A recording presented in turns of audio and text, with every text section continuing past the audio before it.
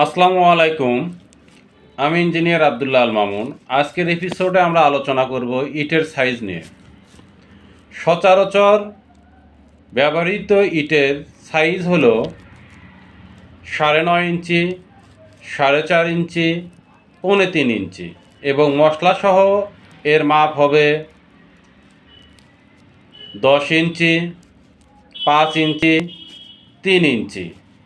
আর যদি এটাকে আমরা মিলিমিটারে বলি তাহলে হবে 242 মিলিমিটার, 114 মিলিমিটার এবং 70 মিলিমিটার এবং মশলাসহ এর মাপ হবে 254 মিলিমিটার, 127 মিলিমিটার এবং 76 মিলিমিটার। তো আপনারা যারা ইট কিনবেন তারা অবশ্যই ইটের পরিমাপ দেখে কিনবেন। তো আজকের আলোচনা এটুকুই। আসসালামু আলাইকুম।